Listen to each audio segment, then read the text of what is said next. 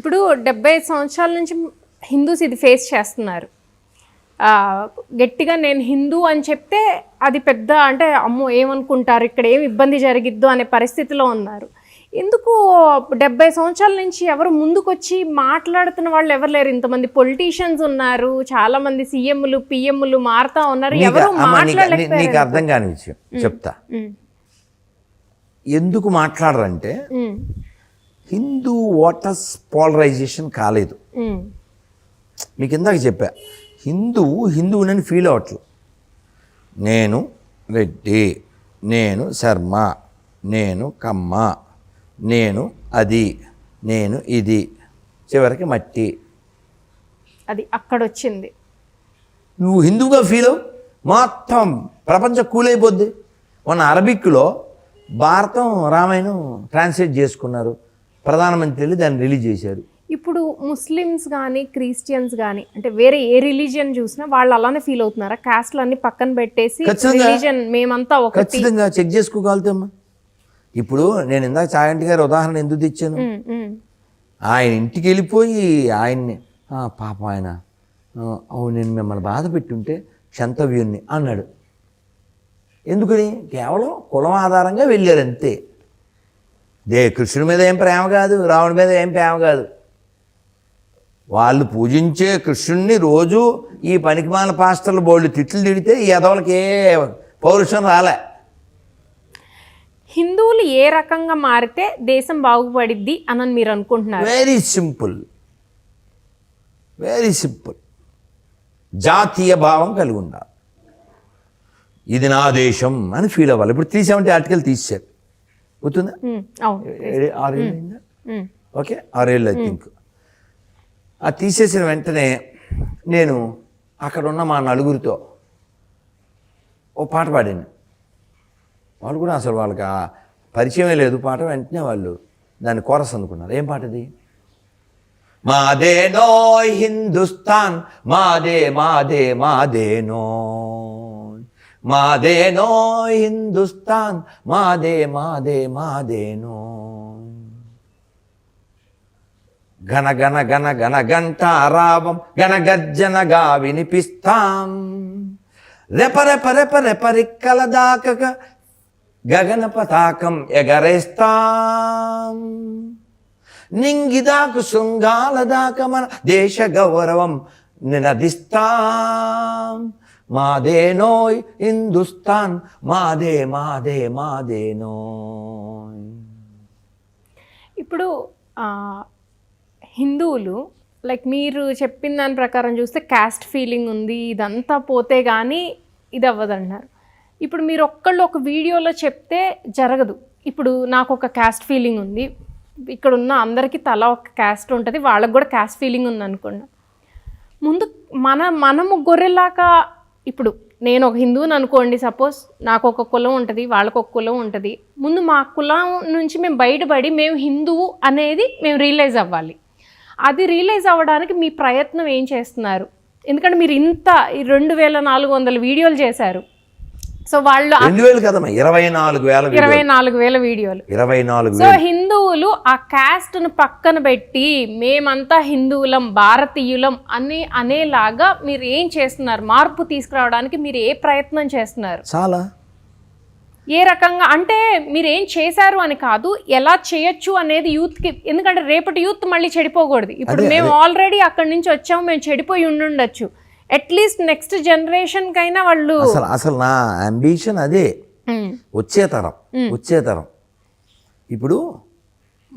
ఇప్పుడు వీక్ అయితే రేపు బ్రేక్ అవుతాం. Already twice it's happen. ఇప్పుడు పాకిస్తాన్లో రామాలయం చికెన్ షాప్, అమ్మవారి టెంపుల్ ఉచ్చల దొడ్డి, శివాలయం పశువుల దొడ్డి.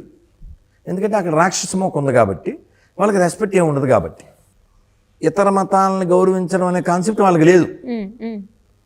సో ఇతర మతాలను గౌరవించండి అని చెప్పాల్సింది ఓన్లీ వాళ్ళకే చెప్పాలి, మనకు కాదు. ఎందుకంటే మనకి అది ఉంది కాబట్టి వాళ్ళు ఇక్కడికి వచ్చారు, ఈయన కట్టారు. సో హిందువులకి ఎవడో సెక్యులరిజం పాఠాలు నేర్పకూడదు. ప్రపంచంలో ఓన్లీ హిందువులు ఒక్కలే సెక్యులరిస్టులు. ప్రపంచంలో హిందువులు ఒక్కలే సెక్యులరిస్టులు. Secularism only practice by Hindus. Christianity and Islam is not accept secularism. అవును, అది జరగదు. ఇప్పుడు నేను చెప్తాను, మన సనాతన ధర్మమే అది కదా.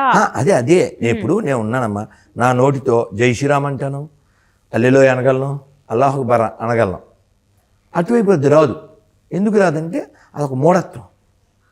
ఈ మూఢత్వం వల్ల ప్రపంచం చాలా నష్టపోయింది, కొన్ని కోట్ల మందిని కోల్పోయింది. దేవాలయం అంటే ప్రశాంతతకి చిహ్నం. మనం దేవాలయంలో ఉన్నాం, ఆనందం, ప్రశాంతం, సంతోషం, జ్ఞానం, ఇటువంటి ఎన్నో దేవాలయాలు ఆక్రమించబడ్డాయి, కూల్చబడ్డాయి, కాల్చబడ్డాయి. కాబట్టి ఈ ప్రమాదం రాకుండా హిందువులారా మీ గతం తెలుసుకోండి, మీ మతం తెలుసుకోండి. భవిష్యత్తులో కథం కాకుండా ఈ దేవాలయాలు కాపాడుకోండి. దేవాలయాలకు వెళ్ళండి, భగవద్గీత చదవండి, భాగవతం చదవండి, రామాయణం చదవండి. రాముడి యొక్క ఆదర్శం ఏమిటి, ఎలా ఆయన ఇతరులను గౌరవించాడు, స్నేహితులను ఎలా గౌరవించాడు, తండ్రిని ఎలా గౌరవించాడు, ప్రజలను ఎలా ప్రేమించాడు. లెర్న్.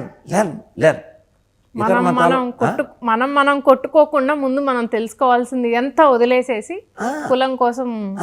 ఇప్పుడు మనం ఒక్క 50 ఏళ్ళు వెనక్కి వెళ్తే, ఐ థింక్ 1964 ఎప్పుడో ఓ సినిమా హరిశ్చంద్ర, సినిమా పేరు సత్య హరిశ్చంద్ర, ఎన్టీఆర్ పెద్ద ఆయన.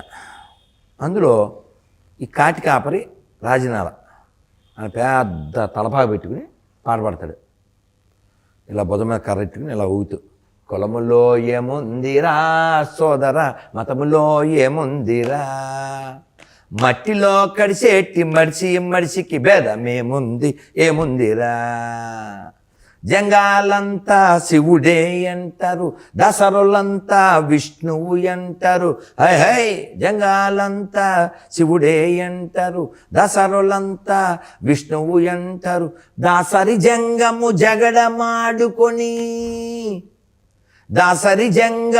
జగడమాడుకొని వలకాటిలో ఒకటైపోతిరి, కులములో ఏముందిరా సోదరా, మతములో ఏముందిరా, మట్టిలో కడిసేటి మడిసికి భేదమేముంది ఏముందిరా.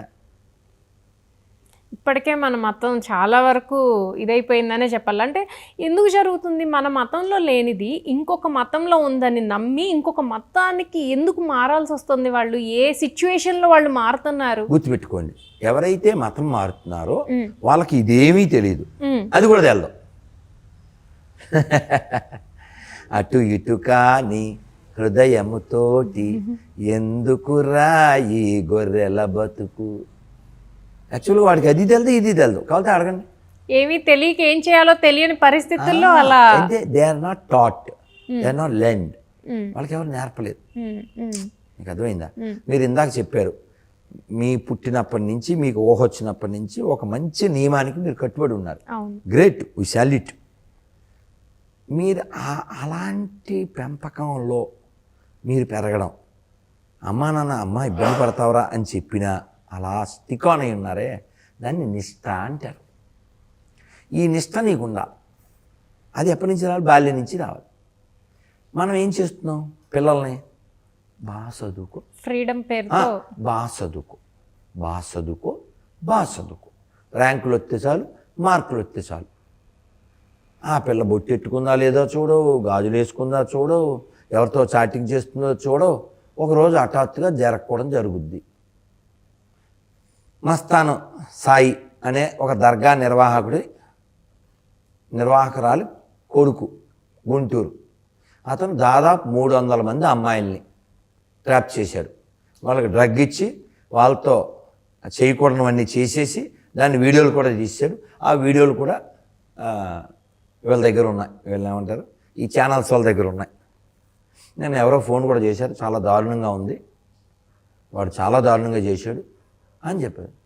సో ఇప్పుడు దోషం ఎవరిదంటారు? వాడిదినా ఈ అమ్మాయిలదే? అమ్మాయి తల్లిదండ్రులది. నేను అది చెప్తా. ఆవు చేలో మేస్తే దొరగట్టిన మీదుగా, కూతురు చెడిన తల్లిది తప్పు, తనయుడు చెడిన తండ్రిది తప్పు. కూతురు చెడిన తల్లి తప్పు, తనయుడు చెడిన తండ్రి తప్పు, గుర్రము చెడిన రౌతుది తప్పు, ప్రజలు చెడిన ప్రభుది తప్పు.